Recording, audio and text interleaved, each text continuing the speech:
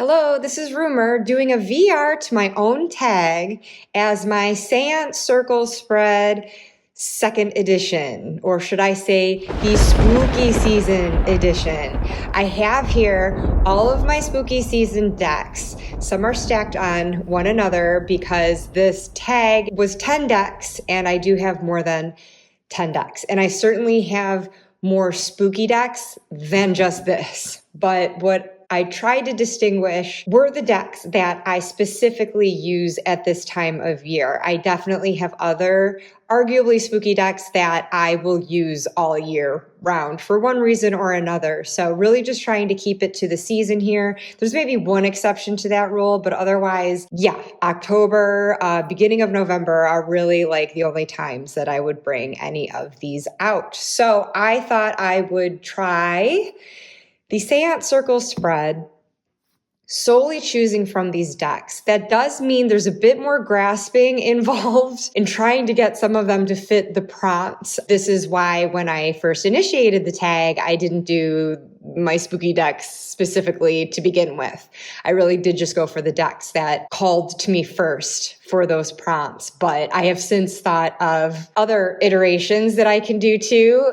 Many thanks to all of you who have replied to the VR. And I know that some of you have been journaling it, even if you haven't done a video of it. And that is just like the highest compliment to me, because honestly, as I said in the video, I had never actually done the spread before to even know if it was going to work until I was doing it. And so it seemed to work out okay for me, but like to see those others of you that have been sharing your readings, it's just been phenomenal. And just like seeing that it's really working for you, again, I'm incredibly, incredibly honored. And thank you so much for giving it a go. And that just made me so excited to try it again myself. The VRs all had like such great deck choices. It did just give me all these other ideas and everything. So I know it's something that I'll be revisiting again and again and trying with different combinations. But again, this particular video is just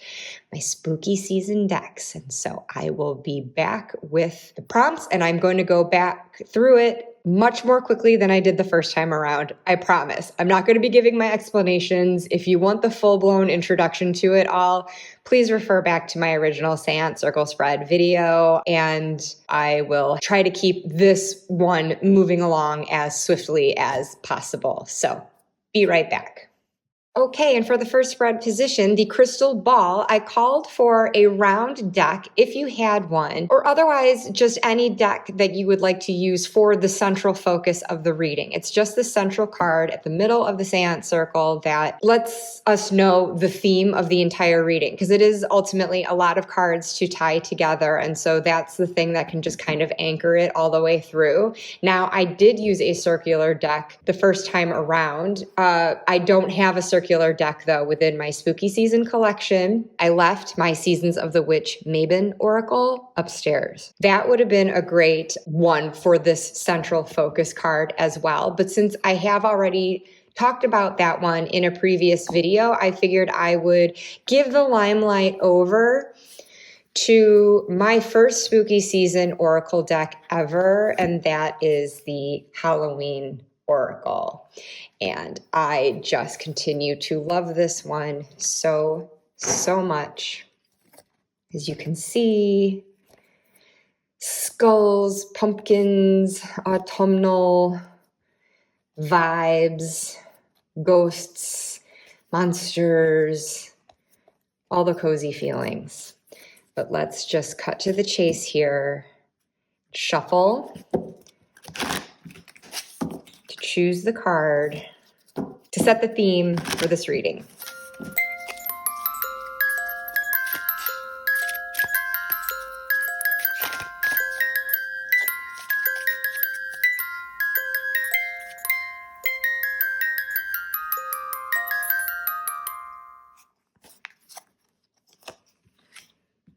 Ooh, apple, risk and reward.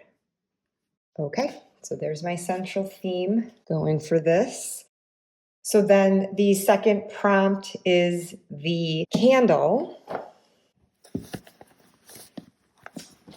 The I requested to be a shadow deck. And I've never consciously considered Seasons of the Witch Samhain Oracle a shadow deck, but it certainly is shadowy. I think especially in relation to the Maven Oracle, I feel that contrast in the tone kind of helps for reflection within the darker inner recesses of the psyche at this time of year. And this is with the original artist who did, why is that flipped around? Did 3 of these decks, right? And then they switched over to someone else for the remaining 5. But to pick a card, to light the candle in the room and illuminate where there is shadow,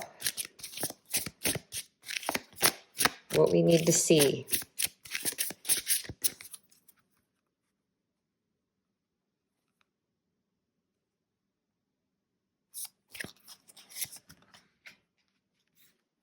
Bat. Invoke thy power and fear not the hidden. What lurks is coming with undenying change. Ooh. I feel like I just saw someone else draw this card in their VR. I'm going to look at the guidebook really quickly on that one. I won't read the whole thing, but the keywords are psychic development and hidden realms. And yes, the hidden realms are what need to be revealed by this candlelight. Many people believe bats to be blind, but they see using their ears to attune to vibrations and sense things. Your intuition can see beyond your eyesight, picking up on things the rational mind can sometimes miss. Intuition isn't just about saying, my spirit guides told me. It's about genuinely trusting that inner voice to guide you in the dark. You need space to go to the dark places so that you can put your inner knowing to the test. Doing your work is not about staying away from dark thoughts or bad feelings. It's about knowing how to pull yourself out of the darkness when you get there. It is about being able to walk through the dark without losing your light. So that's a lovely message, again, for that candle position, which is all about illuminating the dark, and where shadow goes. You know, we're not trying to avoid it. Our shadow is a part of us. It's about confronting it, knowing it, integrating it, and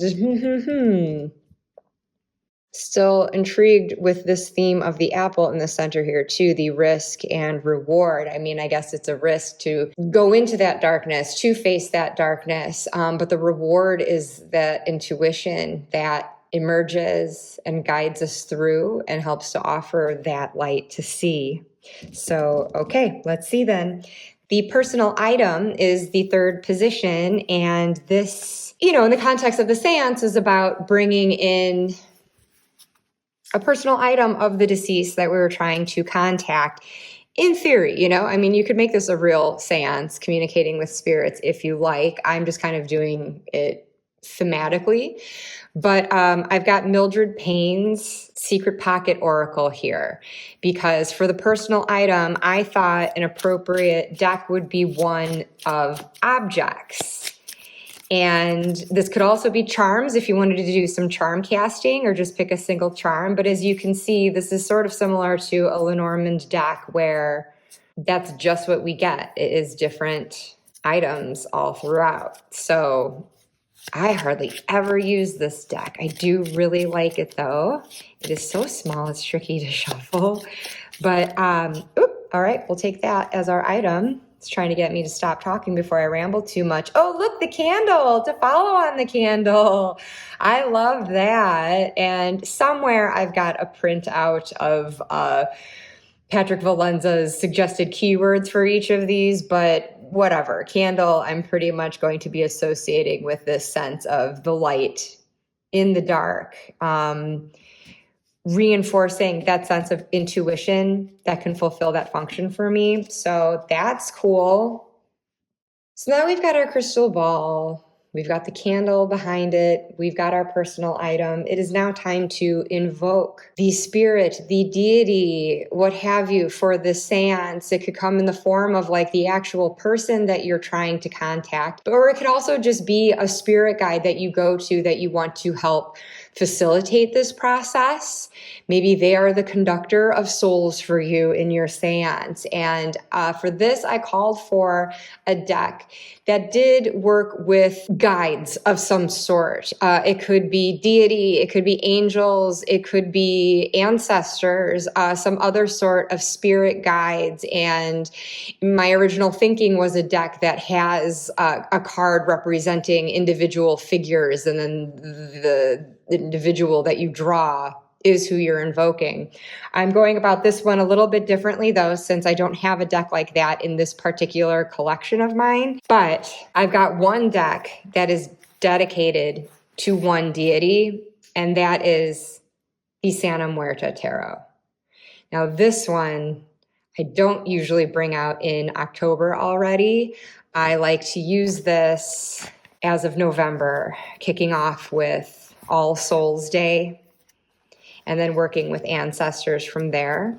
I just have an attachment to this deck just by virtue of loving the artwork. I mean, I love skeletons. That goes without saying. But the artistry in this, it's so beautiful. It's such a stunning deck. And when I'm over here in Europe, in the United Kingdom, I don't have roots in Mexico, but I do in North America. And this just sort of brings me across the ocean to there.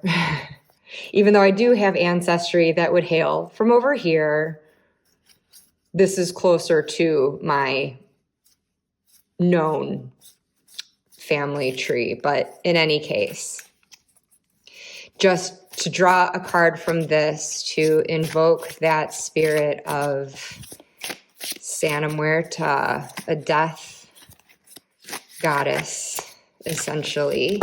Ooh, death being that integral part of life. That's what this time of year is all about. This is the time about confronting our own mortality, about paying our respects to the dead.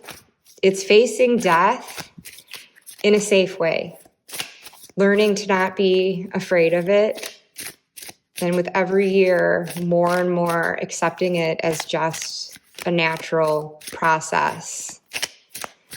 Whatever you believe in regard to it, if there is life beyond it or not, there's really nothing more natural or inevitable. So this feels like an appropriate guide to invoke for this reading at this time. So thank you, Santa Muerta. And here's our card that flew out. 10 of Pentacles.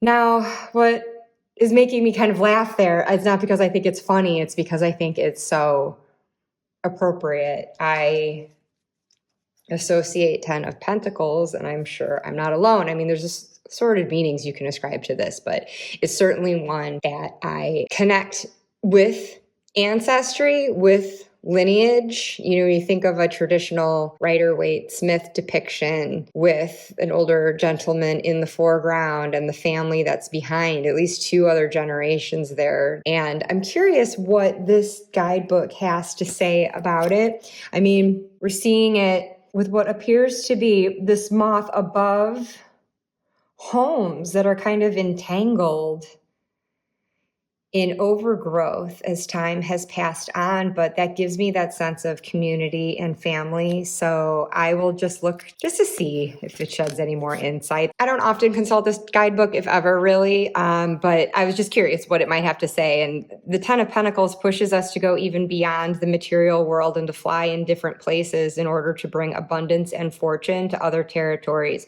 Only fear of letting go of a life and a stable but past situation could create problems, uncertainties, and disagreements. So it's kind of another push to go into the places that are a bit uncomfortable. Maybe not dark though. Maybe it's just dark because it's unknown, and there's always that fear of the unknown. And God knows no one is more afraid of that sort of thing than myself. And that does tend to make me not break out of my cocoon sometimes. I very much like to stay in my comfort zone a lot, but I feel that, push to move forward. And that could be by virtue indeed of my lineage. I didn't have children to be able to carry on that line in that biological way, but there's other things that I can do with my life to maintain that legacy. And again, it's very much me bringing that generational concept to the Ten of Pentacles, but I'm enjoying both levels of that meaning there. This is the risk that gets the reward, right? Of branching outward and treading into that unknown, even if it's scary, but trusting the light of my intuition. Okay, so the fifth prompt is channeling.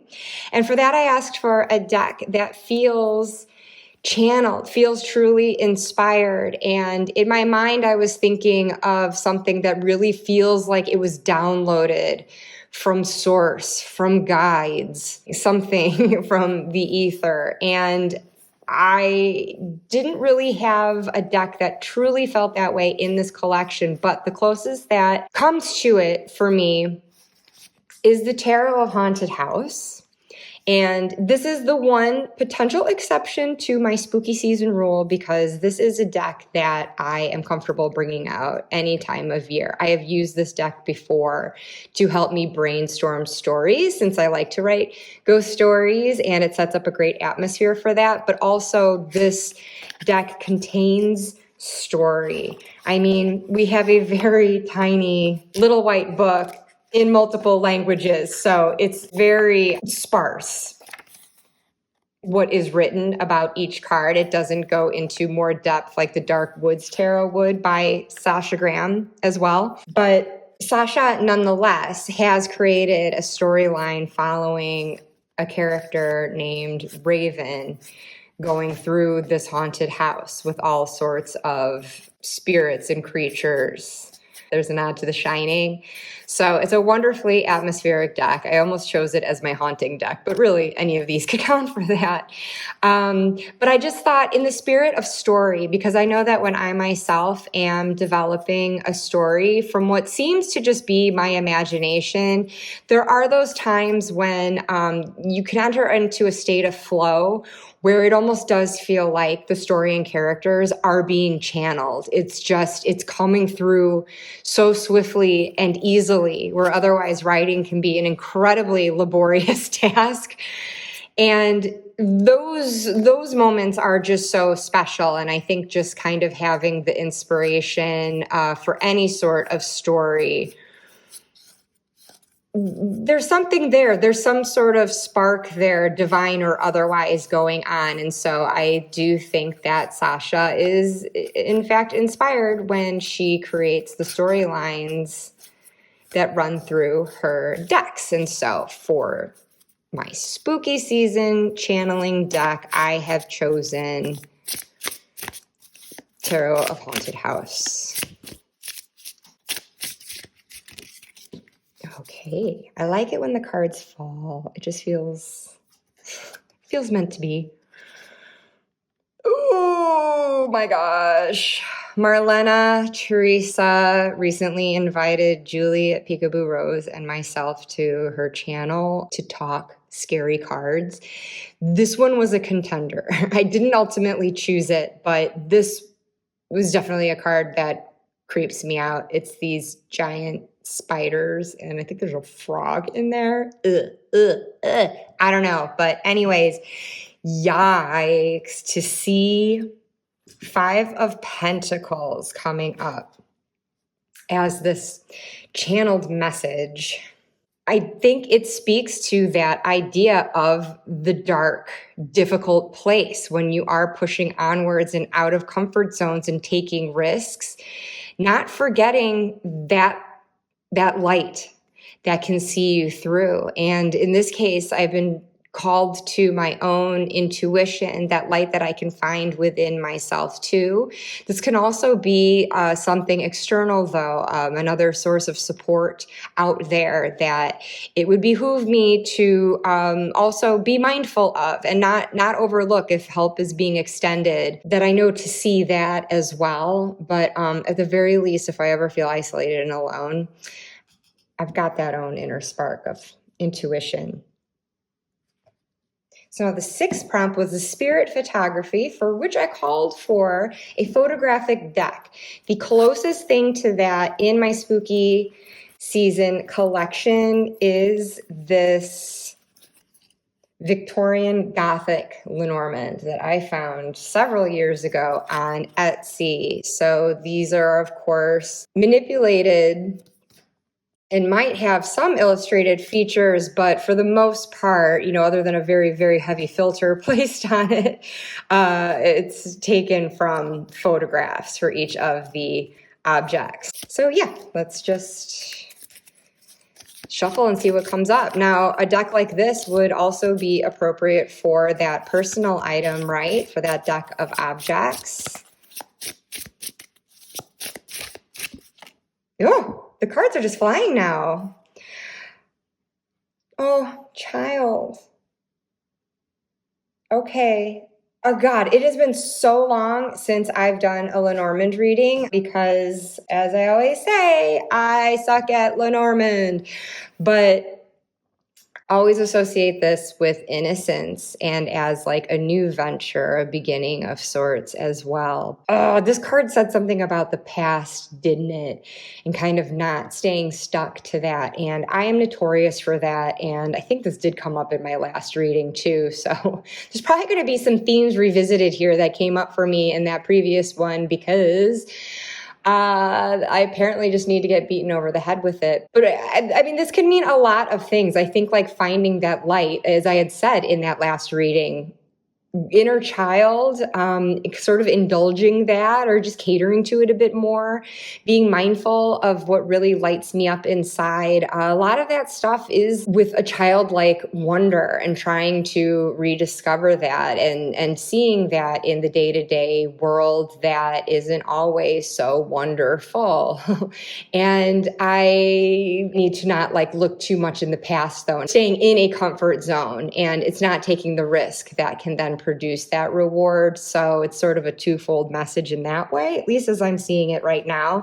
I think with this reading, I mean, I'm trying to go through it relatively quickly, but it's definitely one to sit with for a while and revisit and journal about, and new insights can of course come to the surface from that point. So I really am just speaking off the cuff of what I'm immediately seeing. But speaking of the personal item and the objects decks, I completely forgot that supplementing this, I mean, it's not like I was going to use it yet anyway, but this time of year, I will also bust out my Crohn's bones, another Etsy purchase. And these are, I hope, just like chicken bones or something that have these runic symbols carved in, but basically representing yes or no. And if it falls in the middle, maybe. So there are 3 of them to cast. And because it is yes or no, I wasn't going to pull anything to start with for this anyway, because I don't really have a question for it yet. But I thought I would bring them out to add to the personal item in case something in this reading does beg that question. And then I can cast these to get an answer. So what do you think of that? So I'll just leave those down here. But then the 7th position here is the materialization. So we are invoking the spirits. And in that case, we shouldn't be too surprised if something actually shows itself in some form, whether it's a visual apparition, it could be a sound, a voice or music, rapping on a door, knocking on the table. Maybe the table is even moving a little bit. However it presents itself, something is actually materializing into being. And I had a thought for this. I had grabbed my horror tarot, but because I haven't used this deck yet, which was a gift from a friend, I'm going to go with this one instead, the Gothic Tarot. And I feel like in this collection, these two hold a similar space in it. So I really need to work with this one more to see if there's a way that it like sets itself apart from that. Because if I want just sort of like the spooky and the creepy and the gothic, that definitely comes through so beautifully in Abigail Larson's artwork. I don't know, this one kind of brings its own vibe too, but just because I have shown this one a lot at my channel, I'm going to go with this one for this reading. It seems like a fun way to trial it. Whoops, what do I have here? Oh, title card. There's some like just old school horror here. Kind of campy, which is why I kind of like it. The aces through threes of the minor arcana are fairly pippish, but everything else is illustrated more scenically. But yeah, so you get the idea here. So all right, let's try this out for its maiden spooky season reading as my materialization prompt. And this could just be a card, you know, just adding extra insight. It's not like the spread position has to have a specific meaning to it in itself. But it is interesting to contemplate it as like, if this is how what I've been looking at so far is materializing in my life. I've seen folks in their VRs looking at it that way, which I just thought was cool. I mean, that's the best thing about, I think, having the tag and people who are responding, because I really did want people to do with it what they wanted to, make of it what they wanted to. And if there's anything that they wanted to tweak to suit their purposes, or if they interpreted things a certain way that was different than me, I just think that's cool as hell. It just keeps it like such an organic, living thing. There's no right or wrong here. So I feel like even for myself, revisiting the spread, I will be approaching it probably in a slightly different way every time.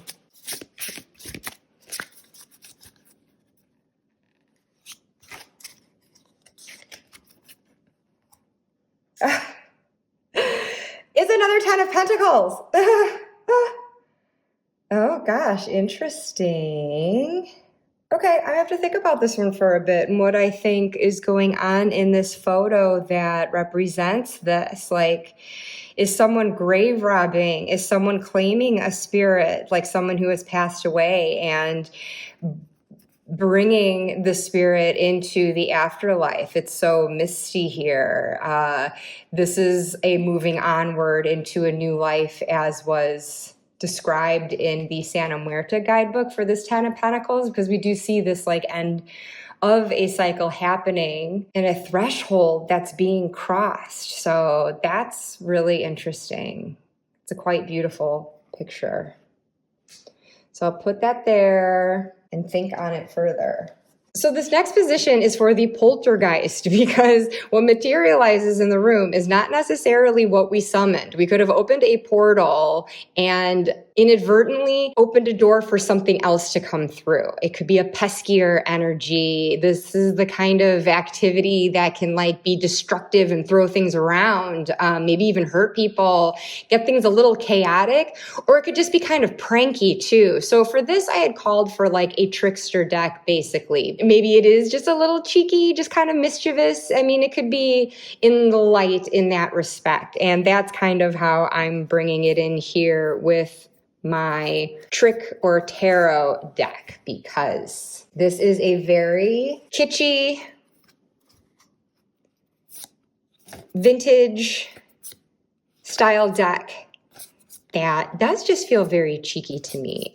There's nothing malevolent in it whatsoever. Even the devil, who's called Old Scratch in this deck, doesn't even feel quite that mean. Not that the right message isn't going to come across, though, the one that you really need to hear. But I just feel like, you know, there's a lot of people in costumes here, but there are some monsters too, and just sort of like a little sprightly energy. There are just some fun little characters in here that are like little pumpkins or gourds or whatever, like that.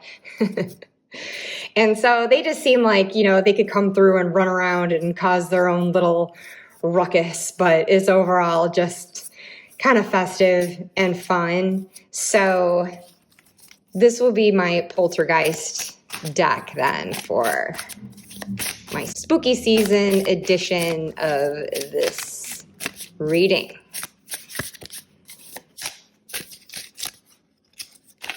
Oh.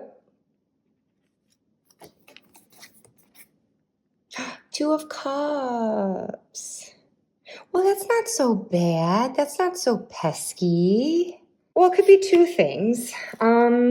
The partnership that comes with a Two of Cups, that could be with another individual, but it could be like two halves of your own whole. So in this case, this could be my light integrating with my shadow here. And if it is that other person, then it could be that other source of support, even if it's just moral support, not financial support, as can be implied with the pentacles here.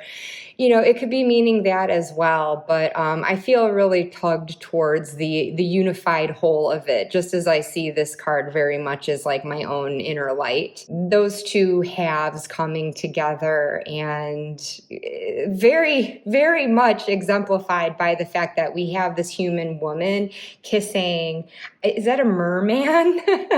The man and the monster, if you will, uniting and finding peace with one another. So that's very sweet to me. Not at all what I expected from, again, that spread position, but I like it. So then for the 9th position, we've got the collective hallucination, which I considered a FOMO deck. You buy it, not wanting to be missing out on what everyone's talking about. And so I had a couple contenders here. My ultimate choice, though, is the Bohemian Gothic Tarot. I only have this mini version of it because, I mean, so many people were talking about this deck that I very, very much wanted it. But as tends to be the case with it, it's just not always available in print. And there are different editions of it that will come out. And I only saw this one available online. And I was just so relieved that any version of it was available because I wanted it so badly because everyone had it. And I mean, of course, I love, you know, the paranormal, the Gothic, and I mentioned the other contender, a quite similar aesthetic too. It's this Madame Lydia Wilhelmina's Tarot of Monsters, the Macabre, and Autumn Scenes, and also has this vintage Gothic feel to it. And I definitely had a fear of missing out on this one too, because it is another one that goes out of print and stays out of print for a bit. Seems to come back periodically though. So if you wait long enough, I think you can ultimately still get it. But just knowing that it can go in batches like that.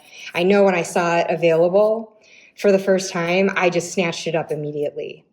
And the only reason why I didn't ultimately pick this one is mainly because for the collective hallucination category, I kind of think of it more in terms of like the greater community out there buzzing about a deck. And while I obviously heard this one mentioned out there, and that's how I learned of it in the first place, it didn't seem like a ton of people had it necessarily.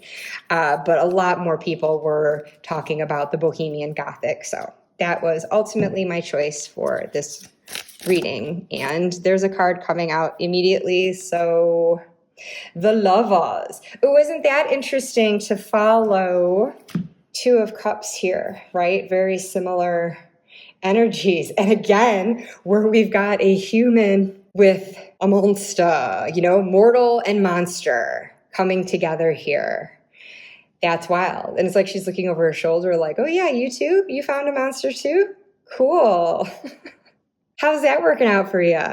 I feel like I've got the same interpretation there. I feel like it's reinforcing this message of integration of these two sides of me. I'll just put that here with the apple. And was this always there? I think I keep this with the Santa Muerto. You know what? With my phone in front of my face to record this, I did not even realize that had flown out and was just sitting there. But there we go. I think it's a fire agate. Anyways, setting this on the apple just now, it occurred to me, okay, the lovers, could this get more Adam and Eve, this idea? I mean, I know it's like Snow White taking the bite of the apple, but that's that similar temptation as in Eden, where the snake tempts Eve to bite the apple, just like Snow White's wicked stepmother tempts her to as well in another guise.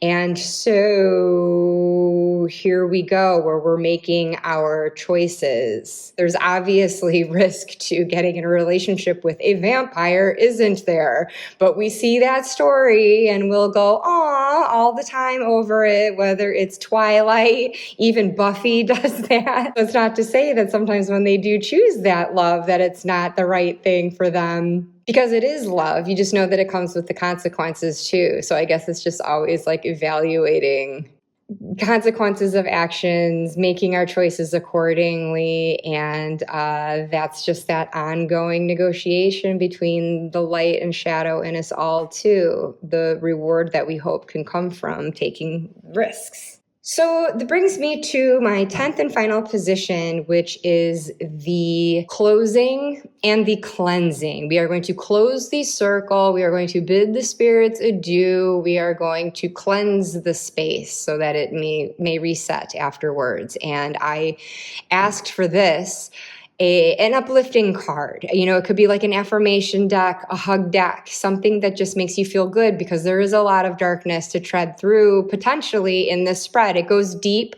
We might be having to face some uncomfortable truths. It might be digging stuff up in our lives that we weren't really conscious of at the time, and now we're having to think about it. So this is just something to kind of bring the lightness and the fun in. And for this particular sub collection of mine for spooky season, it had to be the Trick or Treat Tarot. I love this deck so much. Absolutely adore it. Just the fact that all these people are just in costumes. And speaking of facing fear and death in a safe way, that's what this is all about, you guys. It is just finding the fun in it. When you walk through a Halloween haunted house, you know, it's fake, it's not real, but it gets your adrenaline up, it gets you screaming, but it's fun because you ultimately know you're safe. This deck just encompasses all that I love so much about the Halloween holiday, especially how it's celebrated in the US.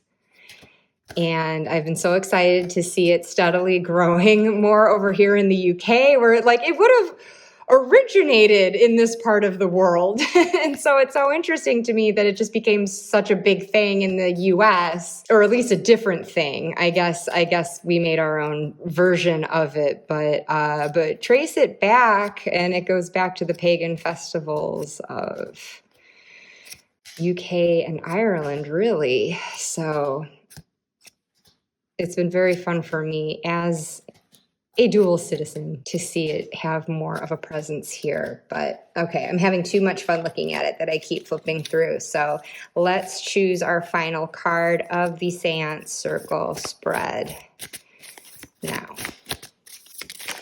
Wow. Thank you, Flyers. You make my job easier. Six of Pentacles. And here we have this wolf man. And oh, how sweet. He's giving out candy. How perfect is that for Six of Pentacles? Kid is showing up with an empty sack. His head is down. Maybe he's been striking out, probably going to the wrong houses. He looks like he's been going to the houses that are just giving out toothbrushes or pennies. And so he looks down, but here, this guy's bowl is full. There is plenty to go around. This kid's been doing better with his loot. But yeah, there's enough to give there. And it's just that wonderful sense of harmony that the sixes bring in general, and just kind of keeping things in flow. And I feel like this is such a nice follow-up to this Five of Pentacles, just that idea that what seems depleted, there is replenishment for it if you know where to look and are willing to accept that support. And sometimes that has to come from others, but ultimately something needs to come from ourselves too. I'm thinking of the ways that I, with a childlike sense of wonder, seek to refill my cup, and when I do, how that can then be offered to others, what I have. So this isn't all just about me. Having the Lovers and Two of Cups here, there is also that sense of like, okay, this could be someone else in some sort of partnership with me that I need to lean on as well, and can lean on and not have to feel guilty about that and feel like I don't deserve it.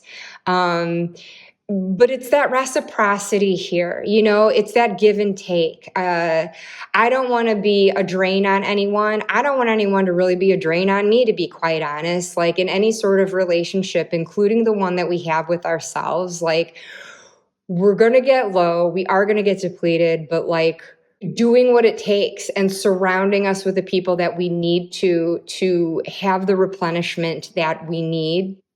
That is so essential as well. And I think that that is what helps very much, again, with this balance of the light with the shadow that we started out with. It's that balance of the risk and the reward. This kid could have just given up 5 houses ago, but he kept going, and now he's about to get rewarded. So that all goes back to this too. So I guess it is ultimately that nudge that I need outside of a comfort zone. I think that I can just like check any sense of like guilt or shame at the door over the shadowy aspects of myself that I do tend to feel bad about, and just learn how to see them and just and bring them into the fold. And again, just looking to my intuition as my guide, not just for navigating that myself, but my intuition is who can also bring me to the people who are going to be in that reciprocal exchange of energy with me. That's the pure spirit of relationship to me.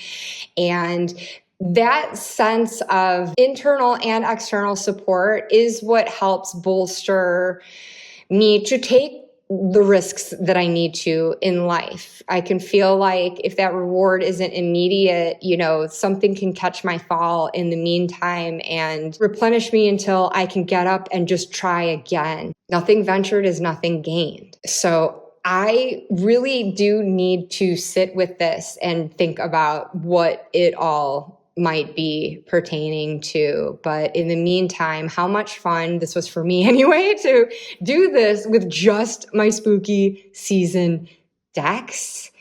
And I hope that you got something out of it as well, in that spirit of reciprocity. If there's anything here that is resonating with you as well, please do take this as a reading for the collective too. This doesn't just have to be about me. Maybe this is a message coming through for one of you, even more so than me, for all I know. And I'm just meant to tell it so that you can hear it, So now I'm just looking at my Crohn's bones and wondering if I should ask that yes or no question. And so I think I'm just going to generally ask it like how I've been interpreting the cards so far. Am I on the right track?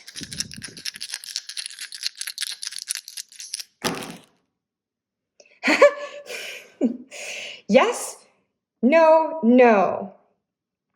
So it's interesting to me too where they actually landed. So it's not to say no, I'm completely wrong, but there might be some parts of it that I'm not fully exploring and I need to further. And my mind might have just shifted along one path, trying to see something else. But there may be something that I need to look at here in relation to how these two cards in particular connect to each other. And then a no landed squarely on this Five of Pentacles. So I'm going to be, looking more deeply at that. But in any case, at the very least, it showed you how these bones can be used. So thank you if you joined me here today for round 2 of the Seance Seance Circle Spread. Again, thank you to everyone who has done the VR or at least indicated to me that you've journaled with this spread. It's just the best to hear that it's something that has actually worked for you. And those of you who haven't tried it yet, please do let me know if you do and how that ends up panning out. And I hope that everyone is enjoying their spooky season, getting very cozy with their spooky decks. And let's all shine our light in that dark. Bye-bye.